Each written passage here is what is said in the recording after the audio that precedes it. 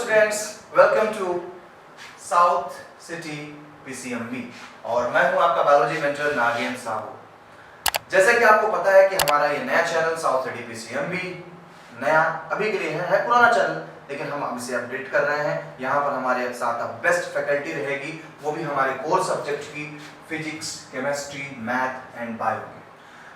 तो यहाँ बेटा खास बात ये कि हमारे इस प्लेटफॉर्म में आपको 4 सब्जेक्ट मिल रहे हैं, साथ में कोई आपको भटकना नहीं है कि इस सब्जेक्ट को कहाँ पढ़े, सारे सब्जेक्ट यहाँ पर आपको मिल रहे हैं। साथ ही साथ हमारा जब सिलेबस कंप्लीट हो जाएगा तो सिलेबस कंप्लीट करने के बाद हम चर्चा करेंगे हमारे मॉडल पेपर्स पे, गेस्ट पेपर पे, जो एग्जाम में आपके लिए बड़े इंपॉर्टेंट साबित होने वाले हैं। और फैकल्टी हमारी काफी सिंसियर और सीनियर फैकल्टी है, एक्सपीरियंस फैकल्टी है, जिससे आपको अच्छे से लेक्चर मिलेंगे। लेकिन इन सब चीजों के लिए आपको हमारे साथ फिक्स काम करना है। सबसे पहले हमारे चैनल को सब्सक्राइब कर लें, देन आपके पास नोटिफिकेशन आता रहेगा और आप अच्छे से पढ़ाई करते रहिए। तो चलिए समय को बिना गंवाए हम स्टार्ट करते हैं आज का लेक्चर हमारे रिप्रोडक्टिव हेल्थ पे। और लेक्चर नंबर 1 है problem and strategies and population explosion. Chapter है हमारा ये चैप्टर। जैसा कि हम बात करें कि रिप्रोडक्टिव हेल्थ क्या है, देखिए रिप्रोडक्शन तो हम समझते हैं कि रिप्रोडक्शन का मतलब है कि हम आने वाली जनरेशन के लिए जो प्रोसेस कर रहे हैं बेसिकली वो हमारा रिप्रोडक्शन है। लेकिन उससे जुड़े हुए हेल्थ पे भी हम चर्चा करेंगे, क्योंकि एंशिएंट टाइम में कई न जाने ऐसी मौतें हो जाती थी जहां पर हम समझ नहीं पाते थे कि क्या वो रिप्रोडक्शन के कारण भी हो सकता है, अनप्रोटेक्टेड रिप्रोडक्शन के कारण हो सकता है। हम इस बारे में चर्चा करेंगे। काफी कुछ आपको मैं जानकारी दूंगा इस चैप्टर में, जो कि लोग पढ़ने और पढ़ाने में शर्माते हैं। हम उस टॉपिक पर भी बात करेंगे, तो याद रखें वीडियो को एंड तक देखना है, ये सबसे इंपॉर्टेंट चीज है, क्योंकि इसमें इंपॉर्टेंट क्वेश्चंस भी आएंगे।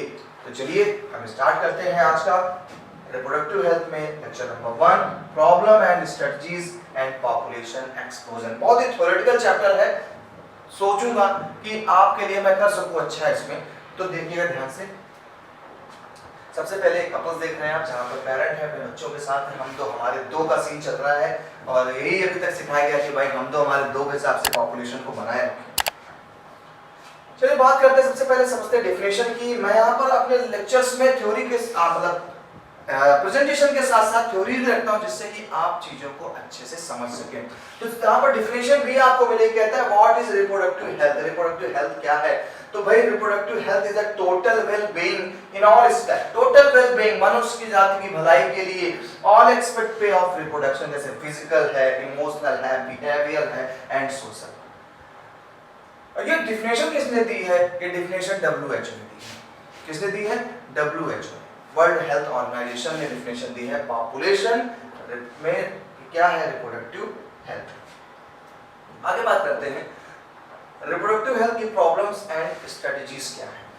पहला, इंडिया इनिशिएट करता है reproductive health programme family planning in 1951।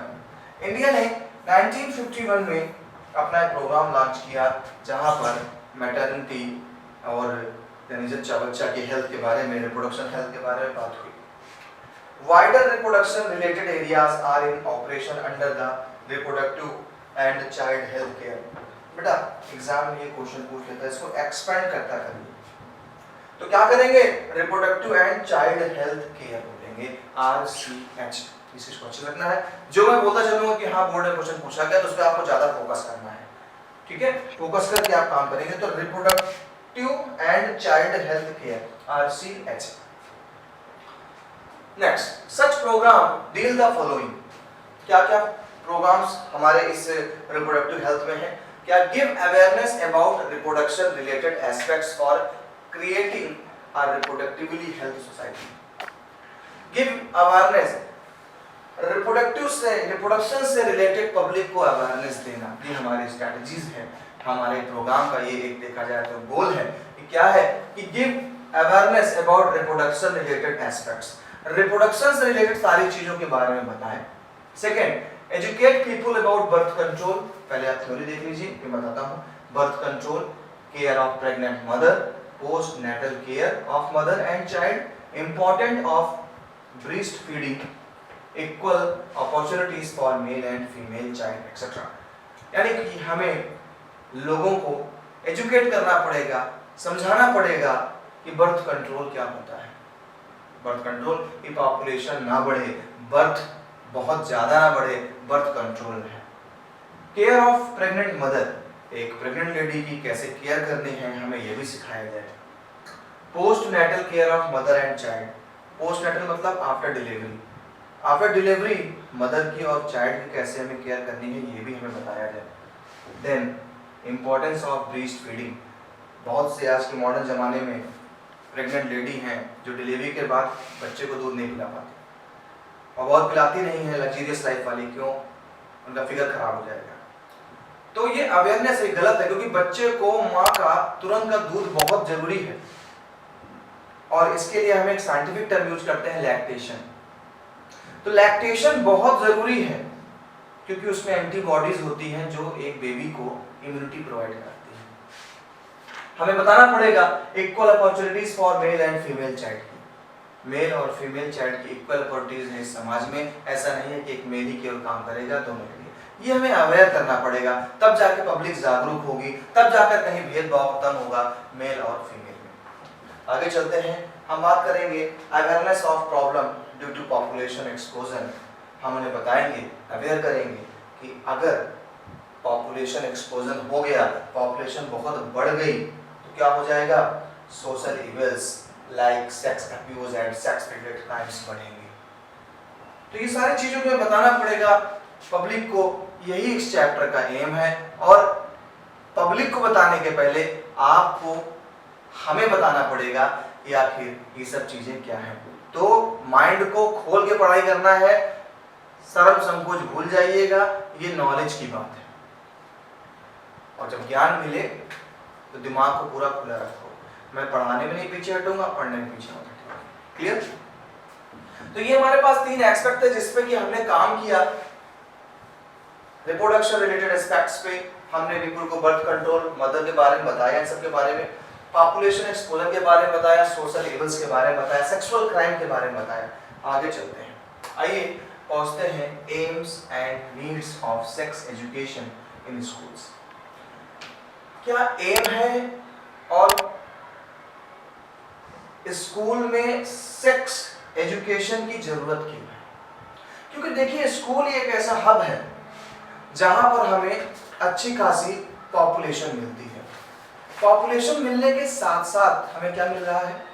Population मिलने के साथ साथ हमें वो पीढ़ी मिल रही है जिसने अभी सीखना चालू किया है। यानी एक अच्छा खासा हमें सेंटर मिला जहां पर हम स्टार्टिंग से बच्चों के दिमाग में अच्छी चीज़ें डाल सकते हैं। इसलिए ज़रूरत है कि शुरुआत हम स्कूल से करें। ज़रूरत है कि हर एक अच्छाई को बताने के लिए हम स्कूल से स्टार्ट करें, क्योंकि स्कूल में हमें सीडलिंग्स मिलते हैं, अभी जर्मिनेट हुए बेबीज़ हैं, अभी ब्रेन उनका खाली है, और अगर ऐसे में उनको हम एजुकेशन देंगे, अच्छी एजुकेशन, तो वो उनके दिमाग तक जाएगा। तो फ्रेंड्स, कोशिश यही करनी है कि जब आप इस चैप्टर को पढ़ने बैठे ना मेरे साथ, तो इसको ऐसे पढ़िए कि हम नॉलेज ले रहे हैं।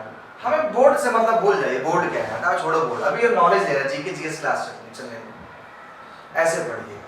तो कह रहा है स्कूल में नीड क्यों है सेक्स एजुकेशन की? पहला, to provide right information about sex related aspects. It helps to avoid sex related myth and misconceptions. कह रहा है जब हम बच्चों को बताएंगे सेक्स से रिलेटेड एस्पेक्ट्स के बारे में कि बेटा ये सेक्स अब्यूजिंग चीज़ है, ये ऐसी चीज़ है, ये अच्छी है या ये बुरी है, avoid sex related myth, sex related myth को हम लोग अवॉइड करेंगे तो बच्चा सीखेगा। To give proper information about reproductive organs, हम उन्हें रिप्रोडक्टिव ऑर्गन्स के बारे में बताएंगे। एक छोटा बच्चा है, वो भी हमारे बॉडी का ऑर्गन ही है, रिप्रोडक्टिव ऑर्गन। कोई ऐसी बात तो है नहीं कि दुश्मन है आपका, रिप्रोडक्टिव ऑर्गन आपका आपकी बॉडी का पार्ट है, ये बताना जरूरी है। हैंड फिंगर है, वो भी बताना जरूरी है। देन एडोलसेंस, हाँ कि आप अब यंग हो रहे हैं। बहुत से मैंने केसेस देखे हैं, सुने भी हैं कि एक छोटी सी लड़की है जो अभी मेंस्ट्रुएशन स्टार्ट नहीं हुआ, अब सडन उसका मेंस्ट्रुएशन स्टार्ट हो जाता है 12 से 13 साल एडोलेसेंस में, वो घबरा जाएगी, वो घबरा जाएगी। सोचिए उसके ऊपर क्या, उसके मेंटल लेवल पे क्या बीत रही होगी उस समय जब फर्स्ट टाइम उसका मेंस्ट्रुअल स्टार्ट हुआ, यानी मीनार्ज के टाइम, तो पागल हो गई होगी। आदमी को चोट लगता है, ब्लीडिंग होती है, पागल होता है, उसके लिए क्या होगा। इसलिए ये अवेयरनेस जरूरी है, ये हमें अपने बच्चों में पहले से डालना है। जब वो हालात आए तो वो उससे निर्भीक रहे कि हाँ यार ये तो एक नेचुरल प्रोसेस, ये तो होना जरूरी है। और मैं कहता हूँ ये होना बहुत जरूरी है। ये प्रोसेस नहीं है तो आप कभी मां नहीं बन सकती हैं। बहुत सुंदर प्रोसेस है ये होना बहुत जरूरी है। तो तब आप, जैसे मैं पढ़ा रहा हूं ना, उस चीज को इंपॉर्टेंस देकर के, नहीं ये जरूरी है, तो जब कभी किसी फीमेल के मीनार्च होगा तो वो उस पर अपने आप को शाई फील नहीं करेगी। उसे लगेगा नहीं यार मेरे बॉडी में हो रहा है तो मेरे लिए अच्छी बात है, किसी लड़की में नहीं हो रहा बहुत गलत बात है। उस जिसकी भी मेंस्ट्रुअल साइकिल टाइम पे स्टार्ट नहीं होगी वो हेल्दी नहीं है, फिजिकली फिट नहीं है। तो जैसे मैं आपको समझा रहा हूं ना, ऐसे ही समाज को समझाना होता है। लेकिन वो होगा कैसे, जब हम आपको बताएंगे, आप अपने आने वाले भविष्य को बताएंगे, अपने बच्चों को बताएंगे। आप पहले से बताएंगे, कोई मतलब ही नहीं है सेक्स रिप्रोडक्शन आप बच्चे के सामने बोल रहे हैं, मुंह घुमाने की जरूरत ही नहीं है। और जब चीजें ओपन हो जाती है ना, जब ओपन हो जाती हैं तो अपराध खत्म हो जाता है। जिस चीजों को जितना दबाया जाता है चीजें वही खराब होती है। हम आपसे जो काम कहेंगे, बेटा काम मत करना, बेटा उस रूम में मत झांकना, 100% आपकी इच्छा करेगी हम झांक लेंगे। और आपसे कह दे बेटा ये बुक जो है कम से कम 2-3 बार ओपन करके पढ़ना है यार, इसको नहीं ओपन करो, ओपन हो गया। अभी मैं कहता इस बुक को पढ़ना नहीं, बिल्कुल ना पढ़ना, देखो 4 बार पढ़ो, सच में क्या ऐसी चीज है कि जो पढ़ें। तो सेक्स एजुकेशन का मतलब यही है कि आपको ओपन कर दिया जाए और आपके सामने दूसरी चीजें ओपन हो जाए। अब हमें घबराने की जरूरत नहीं है, ये तो बॉडी का पार्ट है, ये तो प्रोसेस है, ठीक है। Then safe and hygienic sexual practices, हमें बच्चों को बताना पड़ेगा कि सेफ और हाइजीनिक सेक्सुअल प्रैक्टिसेस क्या होते हैं। हमें बैरियर मेथड का यूज करना चाहिए। सेक्सुअली ट्रांसमिटेड डिसीजेस, हमें स्टडीज के बारे में बताना पड़ेगा कि बेटा सेक्सुअल, जब आप अनप्रोटेक्टेड सेक्स करेंगे तो बेटा आपको डिसीज भी हो सकती है। रोशन ने क्या बोला, सेक्सुअल ट्रांसमिटेड डिसीज जैसे एड्स। चलिए अब बात करते हैं पॉपुलेशन एक्सप्लोजन पे एंड बर्थ कंट्रोल पे। देखिए पॉपुलेशन एक्सप्लोजन कैसे भीड़ मची पड़ी है, पॉपुलेशन कितनी तेजी से बढ़ी पड़ी है। पॉपुलेशन एक्सप्लोजन का मतलब है कि बूम, पॉपुलेशन बढ़ गई भयंकर तरीके से, भयंकर तरीके से पॉपुलेशन बढ़ गई, इसलिए हमने हेडिंग डाली है पॉपुलेशन एक्सप्लोजन। एंड क्या है हमारा, बर्थ कंट्रोल। चलिए आगे चलते हैं। In 1900 the world population was around 2 billion।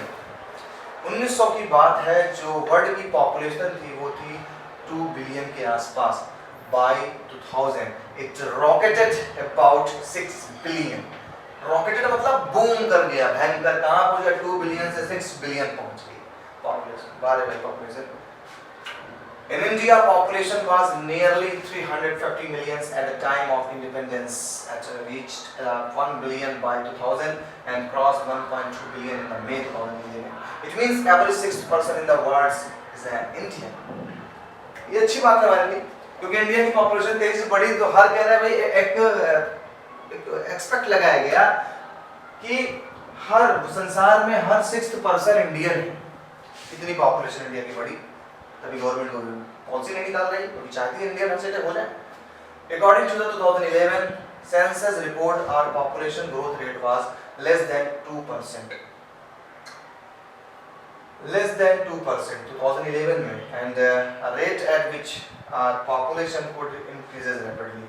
लेकिन अब ये रेट बहुत बढ़ गई है, 2011 में 2%, अब बहुत ज़्यादा बढ़ गई है। रीजन फॉर पॉपुलेशन एक्सप्लोजन, कह रहा है पॉपुलेशन के एक्सप्लोर होने के क्या क्या रीजन थे। पहला रीजन था increased health facilities and better living condition. Health facilities बढ़ जाने के कारण, बेटर लिविंग कंडीशन हो जाने के कारण पॉपुलेशन बढ़ी। जैसे पहले के ज़माने में मान लीजिए गर्मी पड़ रही बहुत, अब गर्मी पड़ रही है, आपके पास सिर्फ मिट्टी के घर हैं, तब भी सही होते थे, लोग रह लेते थे। लेकिन अब आपके पास एसीज हैं, गर्मी लग रही है एसी में बैठ गए, ठंडी लग रही है ब्लोअर में बैठ गए, आप अपने बॉडी को बचा रहे हैं। तो ये जो फैसिलिटीज है ना, इन्होंने पॉपुलेशन को बढ़ाया है। आप खुद ही अच्छे से जानते हैं, डॉक्टर्स लगे रहते हैं, कुछ बीमारी हुई, चट से आपने मेडिसिन खाई, ठीक हो गए भैया, बड़े हो गए। पहले मलेरिया हो गया, दूसरे मर गए, आज मलेरिया मजाक है, डॉक्टर के पास भी नहीं जाना, मेडिकल स्टोर पहुंच गए, मेडिसिन ले ली, हाँ ठीक हो गए। तो फैसिलिटीज बढ़ती हैं तो पॉपुलेशन बढ़ेगी, क्योंकि सुविधाएं हमें बचा लेती हैं। Rapid decline in death rate, maternal mortality rate, MMR important है, एंड इन्फेंट मोर्टेलिटी रेट, ये एक्सपेंड में काम आते हैं। जैसे आपने पीछे देखा RCH, ऐसे MMR है, ऐसे IMR है, ये सब इंपॉर्टेंट है। तो कह रहा है rapid decline in death rate, अचानक डेथ रेट का गिर जाना। कैसे गिर गया डेथ रेट? मेडिसिन से, डॉक्टर है, पहुंचे आप, हाँ भाई अटैक पड़ा है, मशीन लगाई, टक टक टक टक बच गए, तो डेथ रेट कम हो गई। फैसिलिटीज के कारण, डॉक्टर की सुविधाओं के कारण। देखिए ये बुरी चीज नहीं है, किसी की जान बचाना तो अच्छी बात नहीं, जान बच गई तो पॉपुलेशन तो बढ़ेगी। उन भाई साहब को टपक जाना था, लेकिन भाई साहब टपके नहीं, पॉपुलेशन तो बढ़ेगी। मैटरनल मोर्टेलिटी रेट, MMR, जब ट्रीटमेंट है तो पहले अधिकतर महिलाएं डिलीवरी हुई, घरे पे हो रही, मर गई, पता ही चला किसको क्या हुआ क्या नहीं। लेकिन अब फैसिलिटीज हैं, हमने मदर को मरने से बचाया, एक मदर को मरने से बचा लिया, फिर अगले साल फिर उसने अपने टाइम पीरियड बाद रिप्रोडक्शन हुआ, फिर एक पॉपुलेशन आ गई। क्लियर? तो MMR रेट हमने गिरा दी, इन्फेंट मोर्टेलिटी रेट भी गिरा दी। बच्चे को भी हम पैदा नहीं होता, आज का बच्चा 7 घंटे की लगा दी, मशीन रखना भी है, बच्चे रख दिया उठा के मशीन, बच्चा बच गया। अच्छी बात है किसी का बच्चा बच गया, लेकिन आपको कंडीशन बताई जा रही है कि इस कंडीशन के बाद पॉपुलेशन एक्सप्लोजन हो गया। Increase in number of people in reproductible age. Reproductible age में क्या हो गया? नंबर ऑफ पीपल बढ़ गए, नंबर ऑफ पीपल बढ़ गए। अब सिंपल सी बात है, रिप्रोडक्टिव में ज़्यादा लोग हो जाएंगे तो सभी रिप्रोडक्शन करेंगे, रिप्रोडक्शन करेंगे तो पॉपुलेशन बढ़ेगी ना भाई, वही हुआ, पॉपुलेशन बढ़ेगी। क्लियर? यहाँ तक समझ आ गया? चलिए आगे चलते हैं। अब क्या कह रहा है? Impacts of population explosion. Impacts क्या है? आप देख रहे हैं ये सब लोग बैठे हैं, भाई साहब लोग, इम्पैक्ट क्या पड़ेगी? आप देख रहे हैं गरीबी आपको साथ साथ दिख पड़ रही है। यार पॉपुलेशन अगर बढ़ेगी, पॉपुलेशन अगर बढ़ेगा बेटा, तो यार चीज़ों की जो क्वांटिटी की कमी नहीं है। अभी तक 2 बीघे खेत थे, 10 लोगों का एक परिवार साल भर में अच्छे से खा रहा है, 2 बीघे खेत है।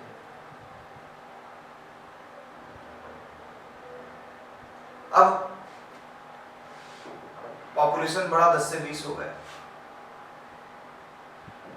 2 बीघा खेत, दुगनी लोग खाने वाले, और बढ़ा तो क्या आपके खाने में कमी नहीं है? क्या पॉवर्टी नहीं आएगी? जमीनें सीमित हैं, लोग बढ़ते जा रहे हैं।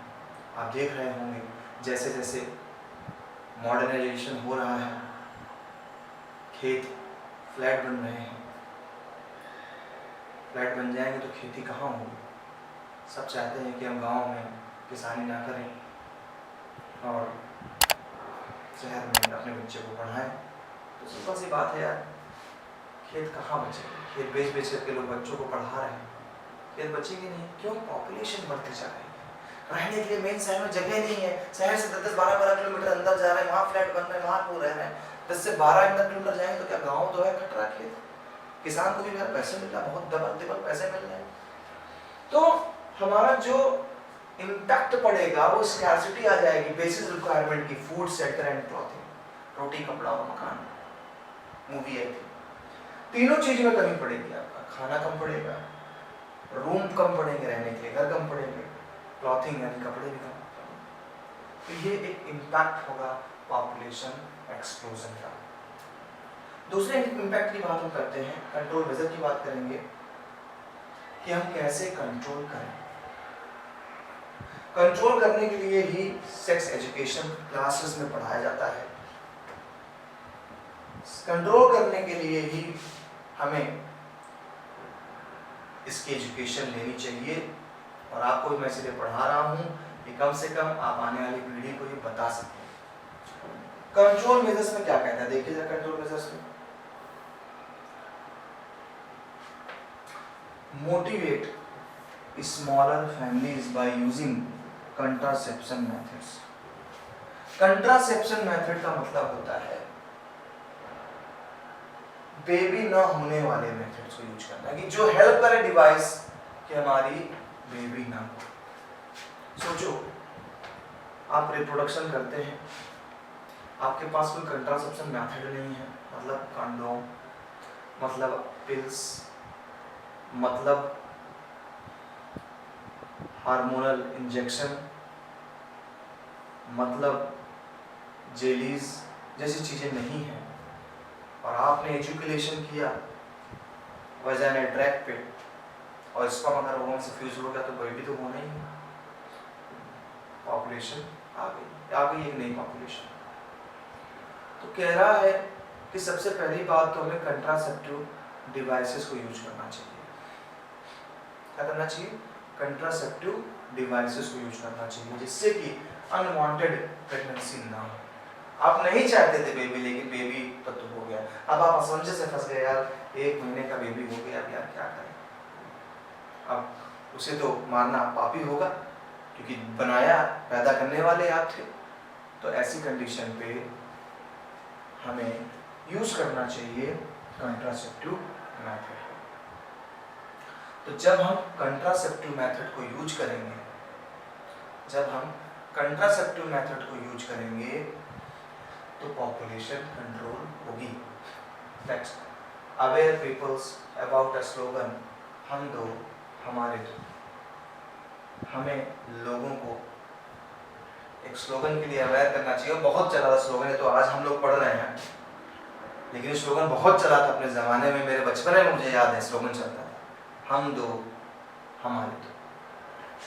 Many couples have adopted a one-child norm. बहुत से ऐसे कपल्स हैं जो एक चाइल्ड ही रखते हैं। Statutory rising of marriageable age, females 18 years and males 21 years. कभी ज़माने में ये कम हुआ करती थी, जिससे घाटा हुआ करता था। मैं आपको बताता हूँ। मान लीजिए गवर्नमेंट ने ऑर्डर दे दिया, सपोज ऑर्डर देता कहता है कि लड़के 18 इयर्स की एज में एडल्ट माने जाएंगे मैरिज के लिए, और जो हमारी लड़कियां हैं वो लड़कियां पहुंच जाएंगी 16 ईयर की एज में। बड़े गाने चलते थे इस पे, 16 बरस गाने बहुत सक्सेस हुए हैं। तो एक जमाने में फीमेल के लिए जो मैरिजेबल ईयर है वो 16 थी, और मेल्स में 18 थे। मेल्स में क्या थी? 18 थी। तो भाई आप 18 में शादी कर लोगे तो आप सिंपल सी बात है, एडोलसेंस में हाई एनर्जी अमाउंट है आपकी बॉडी में, ताबड़तोड़ एनर्जी। अभी जब ताबड़तोड़ एनर्जी है बेटा, तो स्पर्म तो आप अच्छे से डोनेट करोगे, और शादी हो गई 18 साल में, यानी 25 साल तक तो आप रिप्रोडक्शन, बच्चे होते रहेंगे तो पॉपुलेशन बढ़ेगी इससे। तो गवर्नमेंट इसको शिफ्ट करती है कि भाई जो मेल्स होंगे 21 years and females 18 years marriage का है, तो थोड़ा टाइम बढ़ गया। आप मतलब बड़ा अच्छा प्लान बनाया होगा इन्होंने, इस प्लान को बढ़ाया, बहुत अच्छे प्लान से बढ़ाया है, बहुत अच्छे प्लान से बढ़ाया है कि अगर हम एज बढ़ा देंगे तो धीरे धीरे एनर्जी लेवल घटेगा और ड्यूरेशन कम मिलेगा। रिप्रोडक्टिव फेज का जो ड्यूरेशन है वो कम कर दिया इन्होंने। है ना। आप जिसको करना है वो तो भगवाने वाली का करेंगे, लेकिन फिर भी गवर्नमेंट अपने हिसाब से हर कोशिश करती है कि सही से क्या हो सिस्टम। चलिए अच्छा, ये भी समझ गए। अब यहाँ पर मैं एक बार आपको प्रीव्यू दे देता हूँ। मैंने जो पढ़ाया कि ये मेरी हैबिट सी है कि जो मैं पढ़ाऊंगा लास्ट में लेक्चर करके उसे बराबर करूंगा कि आपने पढ़ा क्या है, क्योंकि कुछ लोग होते हैं बीच में वीडियो को देखते हैं, उनके लिए है। हमने फर्स्ट स्टार्ट किया रिप्रोडक्टिव हेल्थ, देन हम रिप्रोडक्टिव हेल्थ के डेफिनेशन पे गए, जहाँ पर हमने वर्ल्ड हेल्थ ऑर्गेनाइजेशन की दी हुई डेफिनेशन को समझा कि reproductive health is a total wellbeing in all aspect. Okay, then आगे बढ़े हमने आपको बताया कि इंडिया ने हमारे 1951 में फैमिली प्लानिंग का एक प्रोग्राम रखा, जहां पर एक टर्म आया हमारे लिए RCH, reproduction and child health care programme. Then हम पूछे कि हमें क्या बात है, हम करेंगे क्या इस जो प्रॉब्लम है, स्टडीज की बात कर रहे हैं, हम रिप्रोडक्टिव हेल्थ की बात कर रहे हैं, हम इसमें करेंगे क्या। तो हमने क्या किया, गिव अवेयरनेस अबाउट रिप्रोडक्शन। हम लोगों को रिप्रोडक्शन के अवेयरनेस के लिए हम एक मैसेज डालेंगे, वो लोगों को बताएंगे। हम बर्थ कंट्रोल के बारे में बात करेंगे, प्रेग्नेंट लेडी की केयर के बारे में बात करेंगे, हम पब्लिक को अवेयर करेंगे पॉपुलेशन एक्सपोजर से होने वाले नुकसान से। शायद पब्लिक थोड़ा समझेगी, और सही बात है, जहाँ कुछ नहीं वहाँ थोड़ी सी उम्मीद की किरण जलाना जरूरी होता है। हम आगे पहुँचे और हमने ये जाना कि एम क्या है, सेक्स एजुकेशन की नीड क्यों है स्कूल्स में। तो हमने आपको बताया कि सेक्स से रिलेटेड मिथ को खत्म करने के लिए हम चर्चा करेंगे, हम रिप्रोडक्टिव ऑर्गन के बारे में क्लियरिफाई करेंगे, एडोलसेंस के बारे में बताएंगे, safe and hygienic sexual practices के बारे में भी बताएंगे। फिर हम पहुंचे population exposure and birth control के बारे में, थोड़ा सा जनरल नॉलेज की बातें हुई कि 1900 में हमारी पॉपुलेशन ये थी। ये तो कॉमन से क्वेश्चन है, बोर्ड इन क्वेश्चन पे फोकस नहीं करता, मैं आपको बता दूं। बोर्ड यहाँ पर रीजन पूछ लिया, क्या क्या रीजन थे। तो यहाँ पर आपके दो एक्सपर्ट फॉर्म मिलेंगे, MMR, क्या लिखेंगे MMR में, मैटरनल मतलब मदर, मैटरनल मोर्टेलिटी रेट, इधर इन्फेंट मोर्टेलिटी रेट। देन हम पहुंचेंगे इम्पैक्ट्स ऑफ पॉपुलेशन एक्सपोजर पे, तो स्कैर्सिटी और basic requirement, shelter and clothing, impact पड़ेगा, ये चीजें खराब होंगी, बर्बाद होंगी।